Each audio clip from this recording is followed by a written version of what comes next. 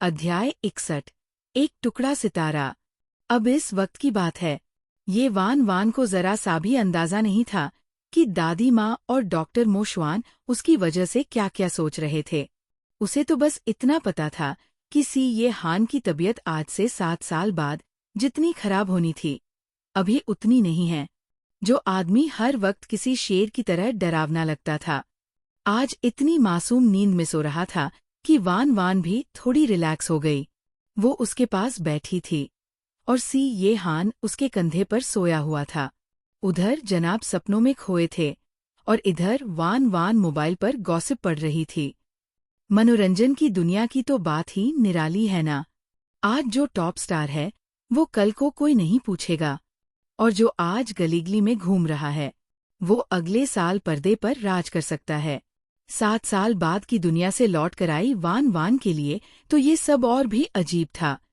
उसे पता था कि जो लोग आने वाले सालों में सुपरस्टार बनेंगे वो अभी तक इंडस्ट्री में एंट्री भी नहीं लिए हैं।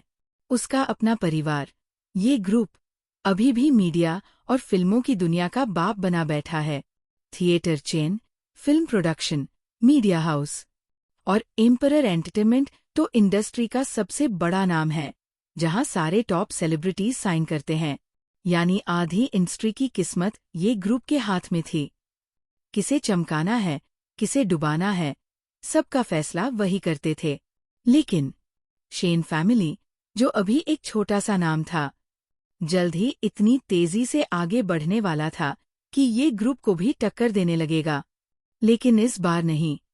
इस बार मैं उन्हें ऐसा करने नहीं दूंगी। इस जन्म में नहीं।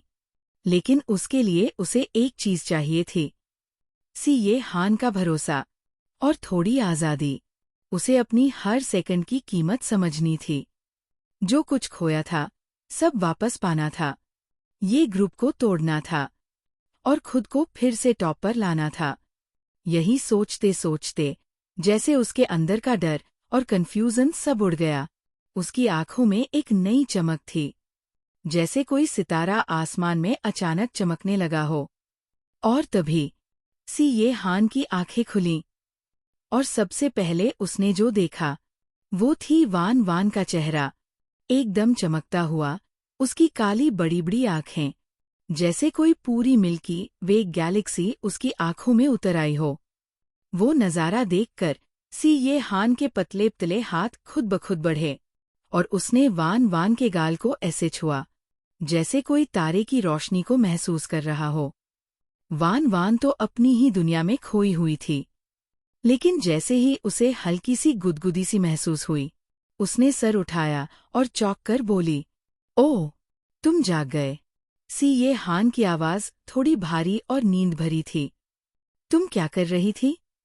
वान वान मुस्कुराकर बोली, तुम सो गए थे तो मैंने सोचा डिस्टर्ब ना करूं। बस फोन पर कुछ पढ़ रही थी। थक गए हो क्या? अंदर चलकर सोना चाहोगे? यहाँ ऐसे खुले में रहोगे तो ठंड लग जाएगी। उसके मुंह से निकले इन थोड़े से ख्याल रखने वाले शब्दों ने सी ये हान को जैसे थोड़ा चौंका दिया। उसने वान वान को और खुद को कंबल में लपेटा और फिर जैसे कोई बिल्ली अपने इंसान से चिपक जाती है, वो उसके कंधे में चेहरा छुपाते हुए बोला, मेरे साथ बैठोगी थोड़ी देर और?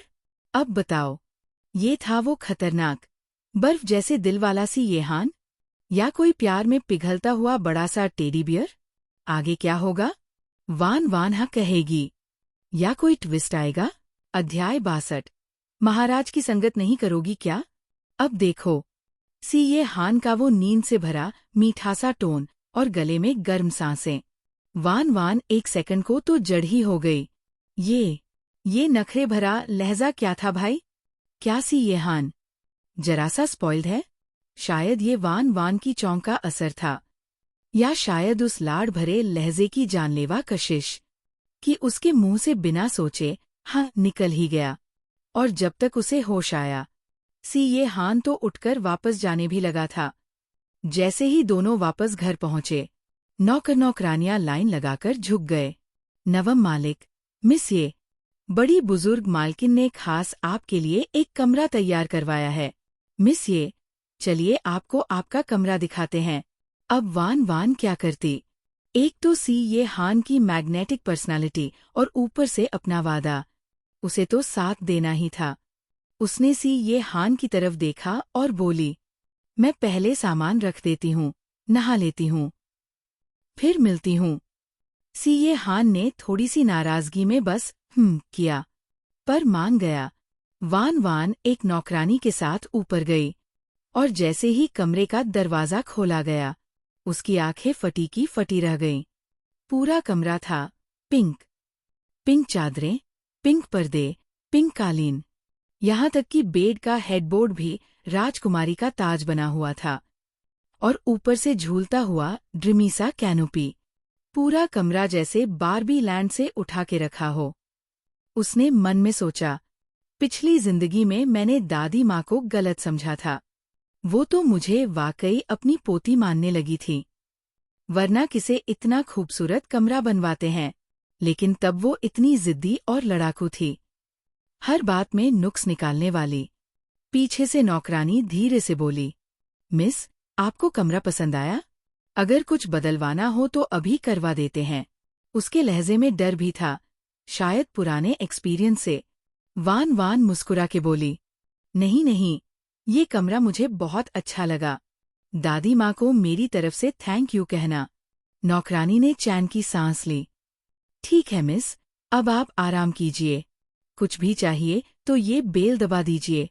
कमरे में कपड़े और बाकी जरूरत की चीजें पहले से रखी थी। वान वान ने एक प्यारा सा बेबी पिंक नाइटी निकाला और बाथरूम में नहाने चली गई। अब तुमको पता है ना, लड़कियां नहाने में टाइम लेती है। तो जब वो बाहर निकली, आधा घंटा तो निकल ही चुका था। जैसे ही उसने बाथरूम का दरवाज़ा खोला, उसकी जान ही निकल गई। सी ये हान उस राजकुमारी वाले पिंक बेड पर बैठा हुआ था, पता नहीं कब से। वान वान घबरा के बोली, मैं बस जल्दी से बाल सुखा लूं, क्रीम लगाऊं, फिर चलो। पर सी ये हान कुछ बोला ही नहीं, बस वहीं चुपचाप साइलेंट मोड में बैठा देखता रहा। उधर वान वान शीशे के सामने बाल सुखा रही थी। Face wash, toner, eye cream, cleanser, पूरा स्किन के रूटीन। और उधर सी ये हान ऐसे देख रहा था जैसे, तेरी इतनी तैयारी हो रही है और तू अभी तक मेरी संगत में नहीं आई? उसके चेहरे पर साफ लिखा था, कब आओगी मेरी संगत में, महारानी जी? वान वान को हंसी तो बहुत आई, पर उसने जल्दी जल्दी सब समेटा, चेहरा पोंछा और बोली, हो गया सब। चलो महाराज, अब आगे क्या होगा? क्या ये नाइटी और पिंक रूम वाली नाइट और भी रोमांटिक होने वाली है, या कोई नई टेंशन आने वाली है? चैप्टर 63। तुम तो कमाल कर गई। अब अगर वान वान का कमरा था राजकुमारी के सपनों का, तो सी ये हान का कमरा था जैसे कोई हॉरर थ्रिलर का सीन। बिल्कुल उसी अंदाज में जैसे जिन गार्डन वाला उसका पुराना डार्क बेडरूम। जैसे ही वान वान अंदर पहुंची, कमरे में पहले से कोई मौजूद था। वो था सी ये हान का प्राइवेट डॉक्टर मो शुआन। नवम मालिक, मिस ये। मो शुआन ने झुककर दोनों का स्वागत किया। सी ये हान को जैसे कोई फर्क नहीं पड़ा, मानो आदत हो गई हो इस डॉक्टर के रात में कमरे में होने की। वो सीधे बेड की ओर बढ़ गया, चेहरा एकदम सपाट। वान वान थोड़ी हिचकिचाते हुए पीछे पीछे चली गई। मैं डिस्टर्ब तो नहीं कर रही? उसने धीमे से पूछा। उसे पता था कि जब सी ये हान की हिप्नोटिज्म थेरेपी चल रही हो, तब कमरे में किसी बाहरी को रहना सख्त मना होता है। मो शुआन ने उसे देखा। थ्योरी में तो हाँ, वो डिस्टर्बेंस है, पर हालात कुछ और थे। जो बातें उन्होंने आज रात सोची थी, उस हिसाब से ये वान वान कोई मामूली गेस्ट नहीं रही, और अब वो किसी की हिम्मत नहीं थी कि उसे बाहर निकाले। ठीक है, एक बार ट्राई करते हैं, डॉक्टर ने कहा। सी ये हान बेड पर लेट गया, पर जब उसने देखा कि वान वान उससे दूर खड़ी है, तो उसकी भौहें सिकुड़ गईं। वान वान थोड़ी कंफ्यूज थी। साथ देने से उसका मतलब क्या था? अब डॉक्टर भी कमरे में था, तो वान वान को ऐसे ही लेट जाना अजीब लगा। पर तभी वो कड़वा सा स्वर आया, इधर आओ। वान वान को एहसास हो गया कि बॉस की सब्र की हद पार हो गई है। वो जल्दी से चलकर बेड के कोने पर बैठ गई और अगले ही पल ये हान ने अपनी लंबी बाहों से उसे खींच लिया, उसकी कमर पकड़कर अपने सिर को उसकी गोद में रख दिया। वान वान को जैसे काट मार गया हो। उसका शरीर बना बिल्कुल सीधा तकिया, न हिलना न डुलना, बस बर्फ की मूर्ति। मो शुआन, जो हिप्नोटिज्म की तैयारी में लगा था, उसने ये सीन देखा तो थोड़ा हैरान रह गया। पहले तो वान वान ये हान से डरती थी और हमेशा टकरा जाती थी, पर अब शायद इस लड़की ने वाकई अब चीजें समझ ली है। उम्मीद है अब उसके मन में कोई गलत मंशा न हो, वरना भुगतना उसी को पड़ेगा। डॉक्टर जानता था कि ये हान जैसा आदमी, जिसके पास न भावनाएं हैं न धैर्य, उससे नैतिकता की बातें करना बेकार है। कुछ पल बाद सब कुछ तैयार हो गया। मो शुआन बेड के पास आया। नवम मालिक, शुरू करें? कोई जवाब नहीं। नवम मालिक, उसने फिर दोहराया। अब भी कोई जवाब नहीं। वान वान ने देखा, ये हान तो गहरी नींद में सो चुका था, चेहरा एकदम शांत। वो मुड़ी और बोली, लगता है नवम मालिक पहले ही सो चुके हैं। डोमो, आप तो कमाल के निकले। मो शुआन के चेहरे की हालत देखनी लायक थी। कमाल? भाई मैंने तो कुछ किया ही नहीं। उसने खुद अपनी आंखों से देखा। ये हान बिना किसी हिप्नोटिज्म के इतनी शांति से सो गया। और सबसे मजेदार बात, बगल में लोग बात कर रहे थे, फिर भी उसे फर्क नहीं पड़ा। अब सवाल उठता है, क्या ये सब वान वान की वजह से है? क्या वाकई वो सिर्फ इस लड़की की मौजूदगी से चैन की नींद सो जाता है? और अगर हाँ, तो मैंने पहले ये नोटिस क्यों नहीं किया? चैप्टर 64। उसकी पोल खुल जाएगी। जैसे ही मो शुआन ने देखा कि ये हान गहरी नींद में है, वो ये वान वान की ओर मुड़ा और बोला, अब जब 9 एथ मास्टर सो गए हैं तो मैं चलता हूँ।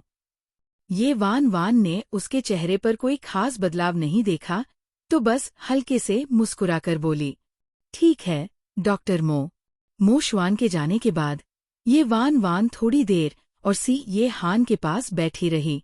उसने आधे घंटे तक ये पक्का किया कि वाकई वो चैन की नींद सो रहा है।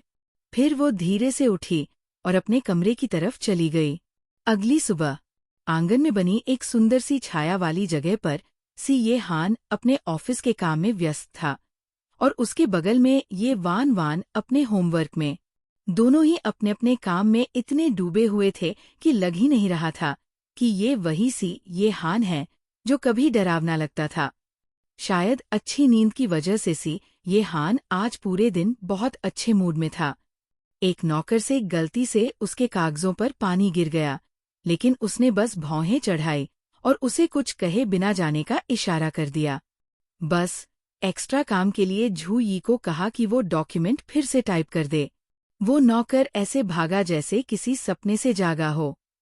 झू यी ने नए टाइप किए हुए डॉक्यूमेंट्स सावधानी से लाकर ये हान को दिए और फिर पास ही चुपचाप खड़ा रहा। पर अब झू यी के मन में चल रहे थे सवाल।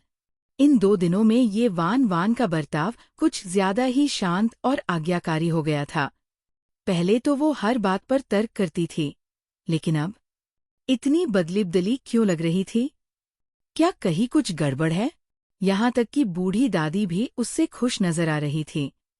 शायद मैं ही ज्यादा सोच रहा हूँ, झू यी ने खुद से कहा। इसी बीच एक फोन की घंटी बजी। सबकी नजर टेबल पर गई और देखा गया कि ये वान वान का फोन बज रहा है और कॉल आई थी शेन मंगची से। शेन मंगची का नाम देखते ही झू यी के मन में एक अजीब सा डर समा गया। दूसरी ओर ये वान वान ने जैसे ही स्क्रीन पर नाम देखा, उसकी आंखें चमक उठीं। शेन मंगची, उसने धीमे से दोहराया। उसे याद था कि पिछली जिंदगी में भी इसी वक्त पर शेन मंगची ने उसे फोन करके बताया था कि गु यूजे का एक्सीडेंट हो गया है। और आज फिर से वही कॉल। हालांकि इस बार वो पुरानी हवेली में थी, जहां शेन मंगची को नहीं पता था। फिर भी फोन आया। इसका मतलब था कि एक्सीडेंट फिर भी हुआ है। जिस तरह का मौका था, शेन मंगची जैसी चालाक लड़की ने उसे यूं ही नहीं छोड़ा। उसने फिर वही चाल चली। ये वान वान को फंसाने की। मैं एक कॉल ले लूं? ये वान वान ने ये हान से इजाजत ली और पेड़ों की छाव वाली एक जगह पर जाकर बात करने लगी। ये हान ने उसकी जाती हुई पीठ को गहराई से देखा। उसकी आंखें थोड़ी संजीदा हो गईं। कुछ सेकंड बाद झू यी का फोन भी बजा।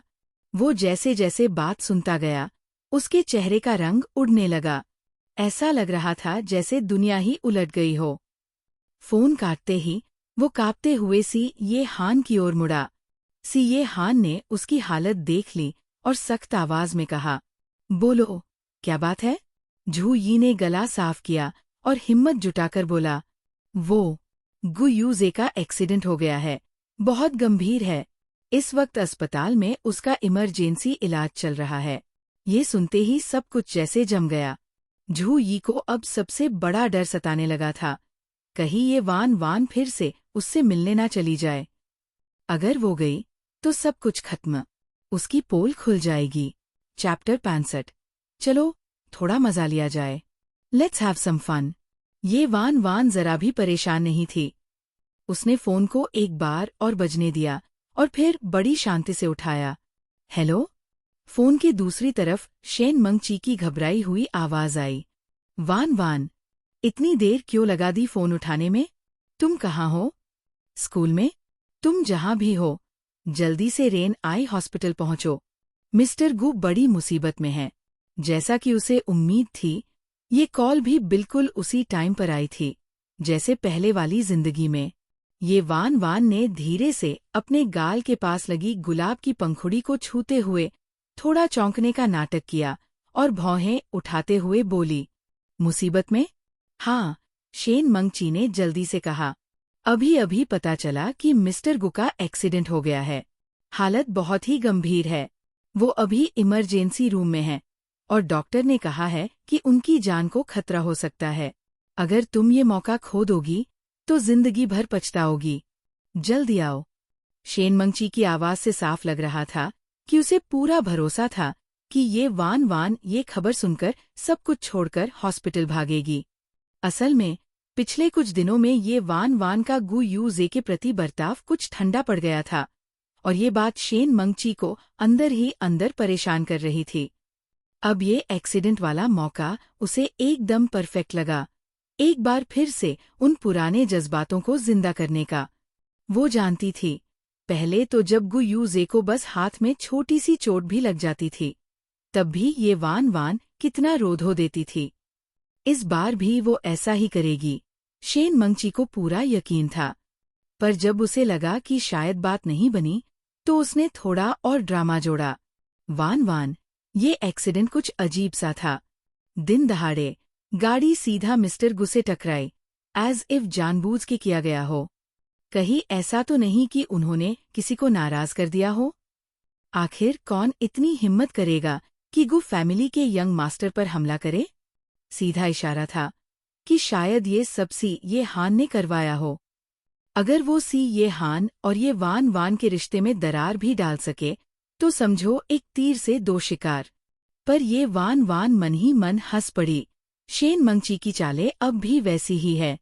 पिछली जिंदगी में भी ये हान से उसका सबसे बड़ा झगड़ा इन्हीं बातों की वजह से हुआ था, जो शेन मंगची ने बड़े चालाकी से बोली थी।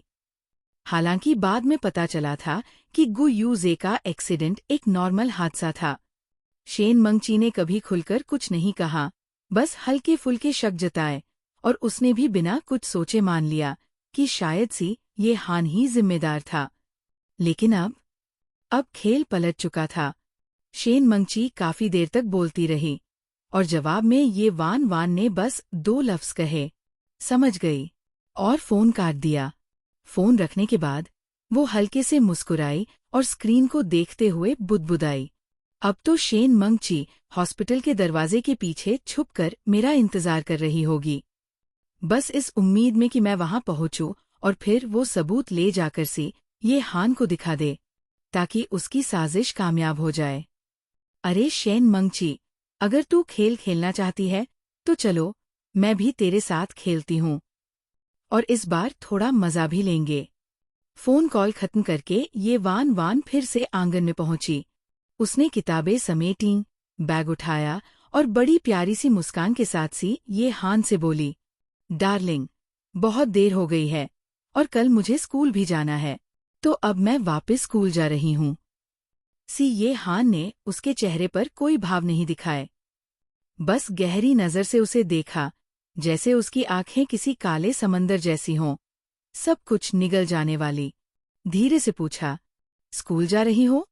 पुरानी ये वान शायद उसकी इस टोन में फर्क नहीं समझ पाती, पर अब उसे साफ लग रहा था कि सी ये हान कुछ जान चुका है।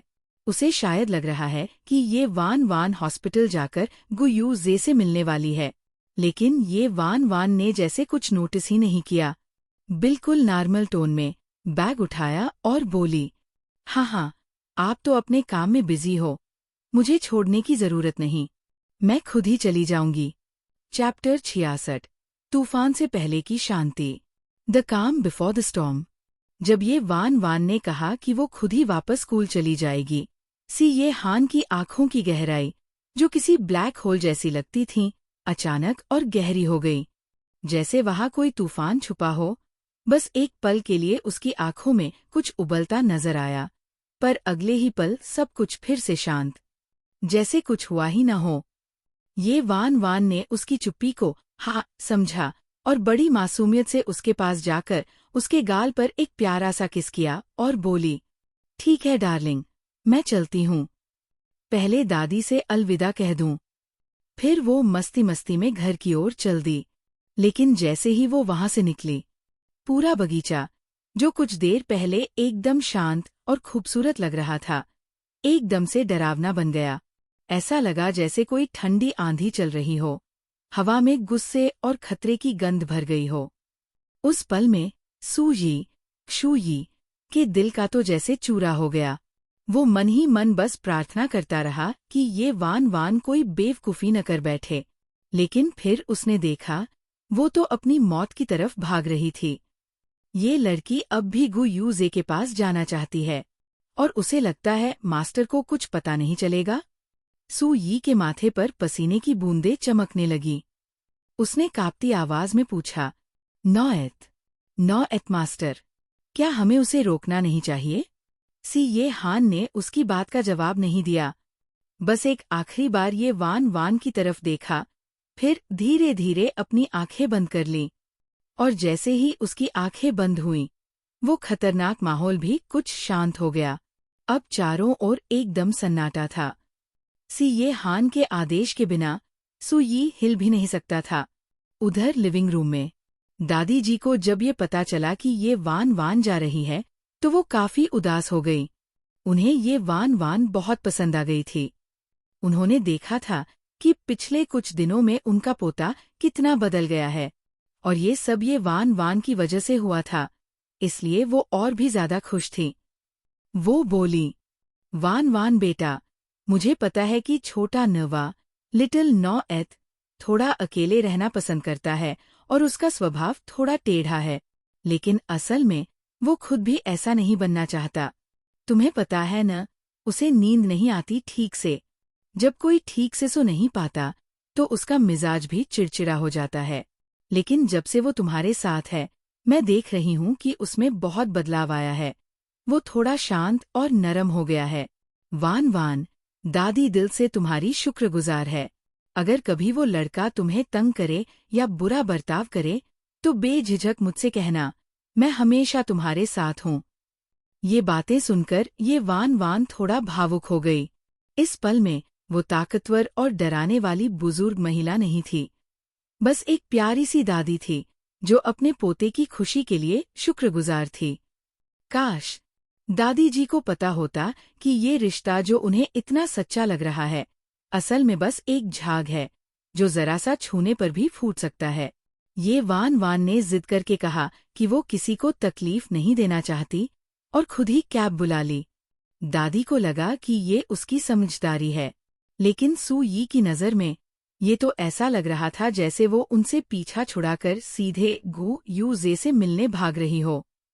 पिछले वक्तों में सी ये हान कभी भी उसे अकेले स्कूल नहीं जाने देता था, लेकिन इस बार उसने कुछ नहीं कहा और बस यही बात सू यी को डरा रही थी।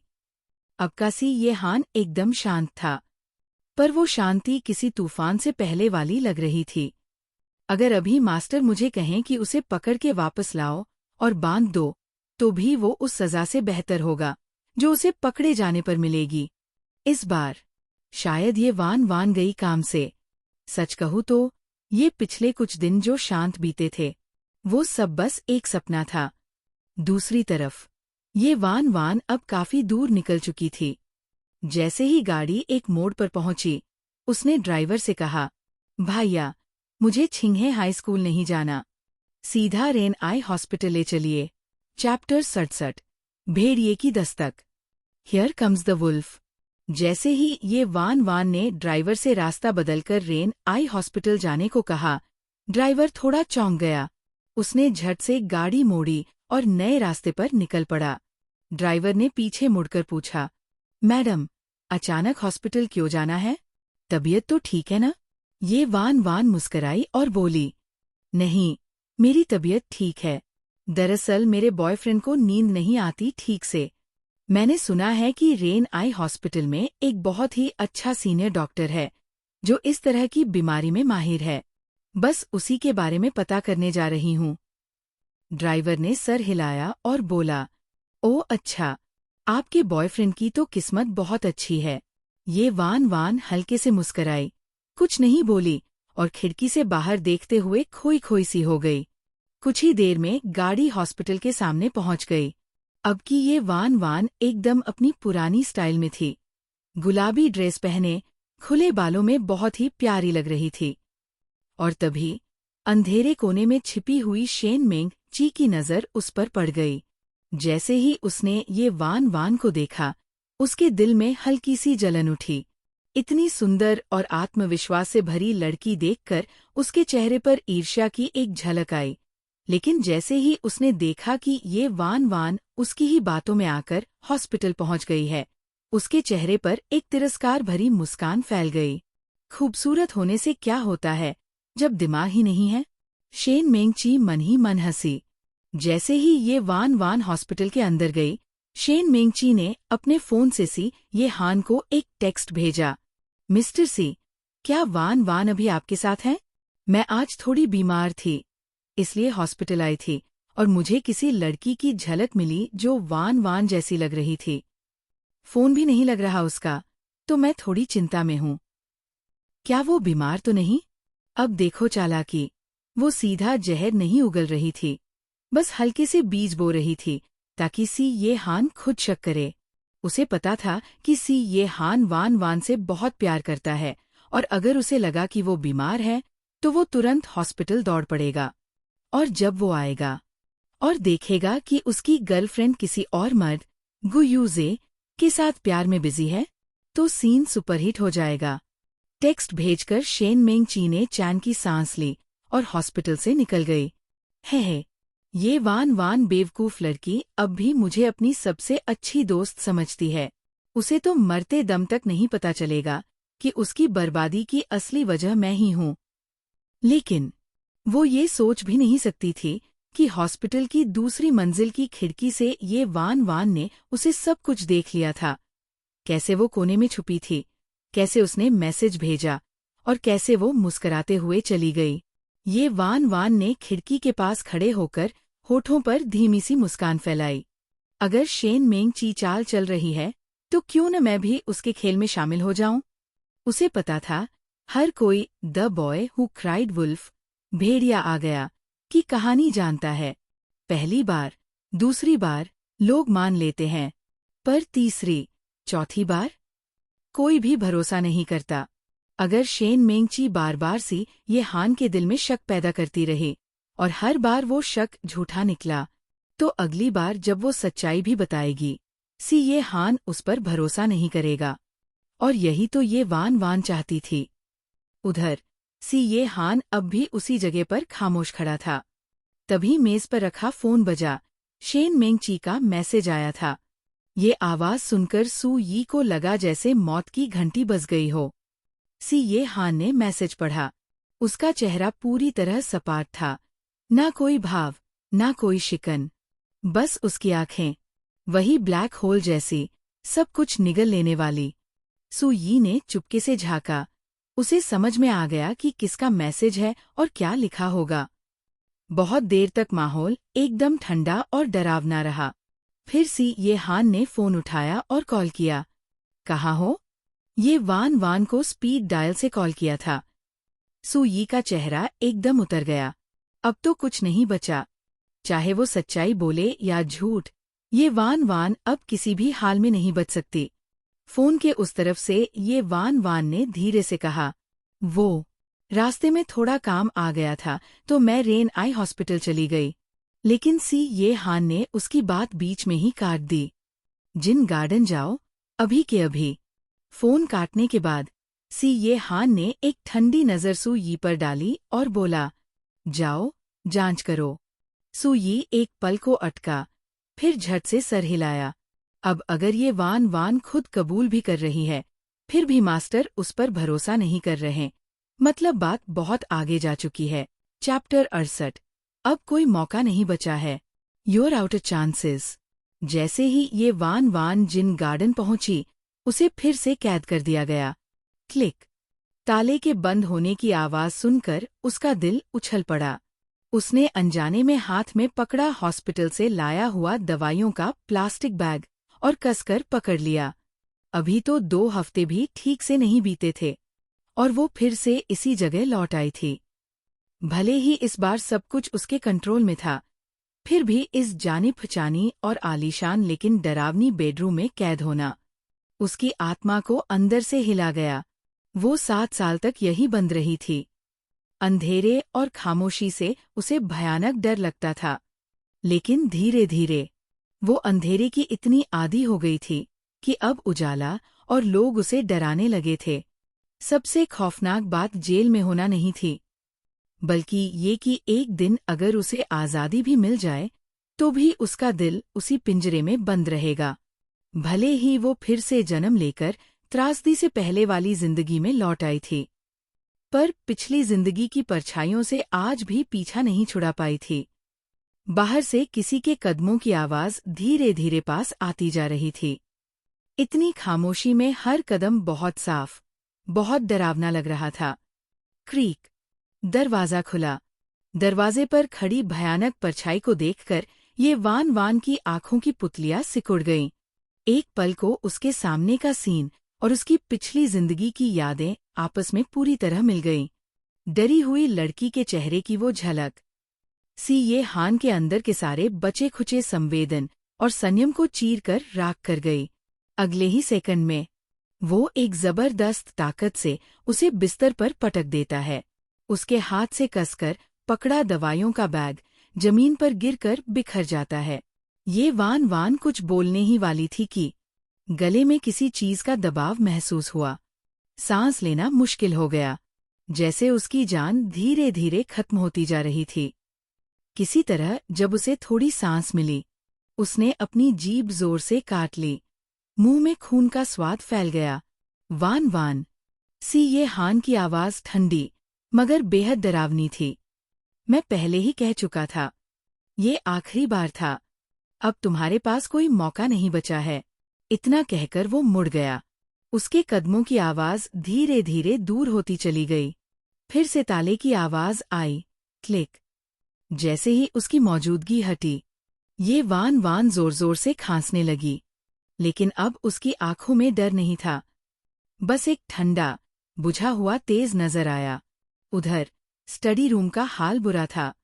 बड़ा सा कमरा, बर्फ सा ठंडा, जैसे कोई तूफान थमा हो। सी ये हान डेस्क पर बैठा था, एक पत्थर की मूर्ति की तरह।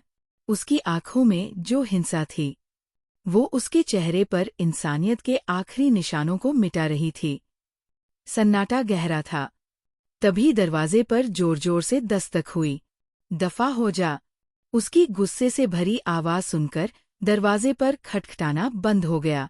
लेकिन कुछ ही सेकंड बाद दस्तक फिर शुरू हो गई, इस बार और ज्यादा बेताबी से।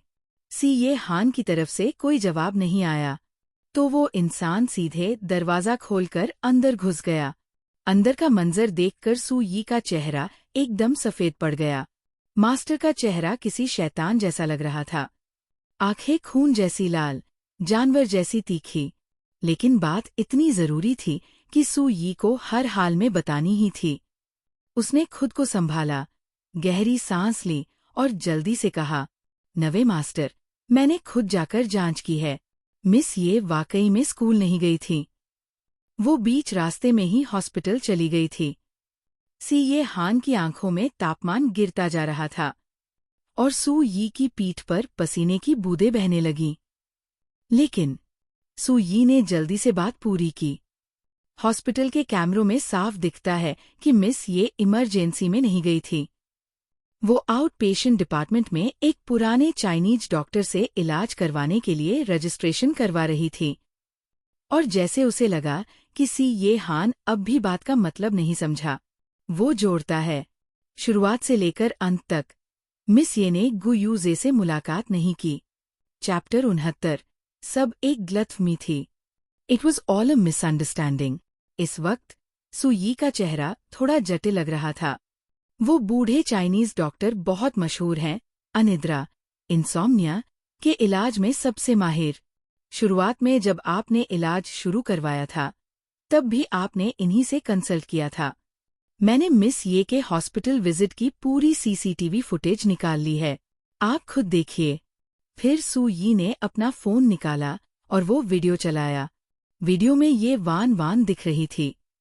उसके कंधे पर स्कूल बैग था और वो गंभीर चेहरे के साथ उस बूढ़े डॉक्टर के सामने बैठी थी। छोटी सी बच्ची, कहा तकलीफ हो रही है? डॉक्टर ने पूछा। ये वान वान ने सिर झुकाकर जवाब दिया, डॉक्टर साहब, तकलीफ मुझे नहीं है, मैं किसी और के लिए आई हूँ। डॉक्टर की भौहें सिकुड़ गईं। अरे पगली, किसी और के लिए डॉक्टर के पास कौन आता है? ये वान वान ने जल्दी से समझाया। नहीं नहीं, आप गलत मत समझिए, मेरे बॉयफ्रेंड को बहुत ज्यादा अनिद्रा है। कई डॉक्टरों को दिखाया, पर कुछ फायदा नहीं हुआ। मैंने सुना है आप इस फील्ड के एक्सपर्ट हैं, वो भी शायद कभी आपके पास आया होगा। मैं बस ये समझना चाहती हूँ कि उसे कैसा महसूस होता होगा, ताकि मैं उसकी मदद कर सकूं। डॉक्टर साहब थोड़े हैरान हुए, फिर उनकी आंखों में एक नरम सी झलक आई। तू बड़ी समझदार निकली। आजकल कौन इतना सोचता है दूसरों के लिए? बहुत कम लोग होते हैं जो मरीज के घरवाले होकर इतना ध्यान रखते हैं। ठीक है, मैं तुझे सब समझाता हूँ। Thank you doctor. लड़की का चेहरा खुशी से खिल गया। उसने झट से एक नोटबुक और पेन निकाला और ध्यान से लिखने लगी। डॉक्टर ने देखा कि वो कितनी गंभीरता से बात सुन रही थी, तो उन्होंने बड़ी बारीकी से सब कुछ समझाया। मेरी दादी कहती थी कि अगर नींद नहीं आए तो इंसान का स्वभाव ही बदल जाता है। ये सही है क्या? लड़की ने पूछा। डॉक्टर ने सिर हिलाया। बिल्कुल सही। अगर अनिद्रा बहुत लंबा चला जाए तो सिर्फ शरीर ही नहीं, दिमाग और व्यवहार पर भी गहरा असर डालता है। ऐसा इंसान चाहे भी तो अपने रिएक्शंस कंट्रोल नहीं कर पाता। ऐसे में परिवार वालों को और भी समझदारी और सब्र दिखाना चाहिए। हाँ डॉक्टर, अब मैं जरूर ध्यान रखूंगी। लड़की की आंखों में ग्लानि थी। मैं पहले उसे बहुत परेशान कर देती थी। एक बार मेरी परीक्षा थी और मैं पूरे हफ्ते बस 3 से 4 घंटे ही सोई थी रोज। उस नींद की कमी ने मुझे तोड़ दिया था। अब समझती हूँ वो कैसा महसूस करता होगा। डॉक्टर, प्लीज मुझे और बताइए कि मैं उसकी कैसे मदद करूं। वीडियो 10 मिनट का था। जैसे ही वीडियो खत्म हुआ, कमरे में फिर से वही भयानक खामोशी फैल गई। लेकिन लड़की की आवाजें, उसके केयर और समझदारी से भरे शब्द, जैसे अब भी ये हान के कानों में गूंज रहे थे। सू यी का दिल अजीब भावनाओं से भरा हुआ था। नवे मास्टर, उसने धीरे से कहा, हमें शायद मिस ये को लेकर गलतफहमी हो गई थी। कमरे में सन्नाटा फैल गया, जैसे वक्त थम गया हो। तभी कड़कड़, कुर्सी पीछे सरकने की आवाज इतनी तेज थी कि जैसे किसी ने सन्नाटे को चीर दिया हो। जब तक सू यी को होश आया, मास्टर अपनी जगह से जा चुके थे। ऊपर वाली बेडरूम में धड़ाम, दरवाजा जोर से खुला। कमरे के अंदर हल्का अंधेरा था, माहौल ठंडा और शांत। ये वान वान ठीक उसी जगह बैठी थी जहां उसे छोड़ दिया गया था, अपने आप में सिमटी हुई, फीटल पोजीशन में। जैसे ही दरवाजा खुला, उसका पूरा शरीर कांपने लगा। ये हान दरवाजे पर ही ठिठक गया। उसकी उंगलियां मुट्ठी में कस गई थी, पैर जमीन में जैसे जड़ पकड़ चुके थे। उसकी नजर धीरे धीरे गई उस ब्लैक प्लास्टिक बैग पर, जो बिस्तर के पास गिरा हुआ था, और उसके अंदर की चीजें जमीन पर बिखरी हुई थी। वो धीरे से आगे बढ़ा, झुका और सब कुछ उठा लिया। कुछ पार्सल्स थे चाइनीज हर्बल मेडिसिन के, एक आउट पेशेंट रजिस्ट्रेशन स्लिप और एक छोटी सी पिंक नोटबुक। नोटबुक के पन्नों पर लड़की की लिखी हुई छोटी छोटी उनसी हुई हैंडराइटिंग में भरी थी उसके नोट्स। चैप्टर 70। उसे कैसे न नफरत होती, कैसे न घबराती वो। ये हान नीचे जमीन पर बिखरी हुई चीजों को देख रहा था। वो दवाइयों का काला बैग, अस्पताल की पर्ची और वो गुलाबी रंग की डायरी, जिसमें लड़की ने बड़ी मेहनत से एक एक शब्द सलीके से लिखे थे। हर लाइन जैसे उसके सीने में एक कील की तरह चुभ रही थी। वो धीरे धीरे नीचे झुका, जमीन से वो सारा सामान समेटा, फिर थोड़े भारी कदमों से उस लड़की की तरफ बढ़ा। वो लड़की, यानी ये वान वान, बिल्कुल चुप थी। घुटनों को छाती से चिपकाए, सिर घुटनों के बीच छिपाए बैठी थी, एकदम सिमटी हुई, जैसे अपने ही बनाए छोटे से खोल में छुपी हो। उसकी गर्दन के पास, जहां से बाल हटे थे, वहां कुछ गहरे नीले निशान साफ दिख रहे थे, जो किसी के गुस्से की गवाही दे रहे थे। ये हान ने हाथ बढ़ाया, जैसे उसके कंधे पर हाथ रखना चाहता हो, पर जैसे ही वो थोड़ा पास आया, लड़की का पूरा शरीर बुरी तरह कांपने लगा। उसका हाथ वहीं रुक गया, हवा में लटका रह गया। कुछ देर ऐसे ही खड़ा रहा, फिर धीरे से हाथ पीछे खींच लिया और एक कदम पीछे हटा, लेकिन उसकी नजर वान वान से हटी नहीं। मानो सोच रहा हो, मैंने क्या कर दिया? दिमाग में झट से यादें घूमने लगीं। वो वान वान ही तो थी जिसने कहा था कि वो कोशिश करेगी सब कुछ ठीक से शुरू करने की। वो ही थी जो खुद को खट्टी से मीठी बेल बनने के लिए तैयार कर रही थी। वो ही थी जो दादी से मिलने के लिए इतनी प्यारी सी, संस्कारी लड़की की तरह तैयार हुई थी, अच्छे से गिफ्ट लेकर गई थी। दादी कितनी खुश हुई थी। वो ही थी जो जानती थी कि उसे नींद नहीं आती, शायद दादी से ही सुना होगा, इसलिए खुद डॉक्टर से मिलने गई, नोट्स बनाए, दवाइयाँ खरीदी। पर बदले में उसे क्या मिला? ये हान का बेसिर पैर का गुस्सा, शक, बेरमी। अब वो उससे डरती थी, उससे घबराती थी, और शायद उससे नफरत भी करने लगी थी। लेकिन वो कैसे न डरती, कैसे न उसे नफरत होती? कमरे में ठंड सी ठहर गई थी, एकदम सन्नाटा। तभी बिस्तर पर सिमटी लड़की ने थोड़ा सिर उठाया। उसकी आंखें डरी हुई थी, जैसे कोई छोटा बच्चा किसी डरावनी जगह में फंस गया हो। माफ कर दो, मुझसे गलती हो गई, मैं सुधर जाऊंगी, सच में सीख लिया है मैंने। वो डरते डरते बोली। ये हान के चेहरे पर कोई भाव नहीं था, पर अंदर जैसे दिल टूट रहा था। कुछ पल बाद वो फिर उसके पास गया, और इस बार बहुत ही धीमे, बहुत ही नरमी से उसे अपने सीने से लगा लिया। लड़की का पूरा शरीर फिर कांपने लगा, लेकिन इस बार उसने खुद को थोड़ी देर में थोड़ा ढीला छोड़ा। सिसकियों के बीच वो बुदबुदाई, मैंने झूठ नहीं बोला, धोखा नहीं दिया, डॉक्टर से मिलने गई थी। तुम्हें नींद नहीं आती ना? ये हान ने धीरे से कहा। हाँ, बस एक छोटा सा हाँ, पर उस एक शब्द में जैसे सारी सच्चाई, सारा पछतावा छुपा था। इतना सुनते ही लड़की की आंखों से आंसू रुक नहीं पाए। बड़े बड़े गर्म आंसू सी ये हान की छाती पर गिरते गए।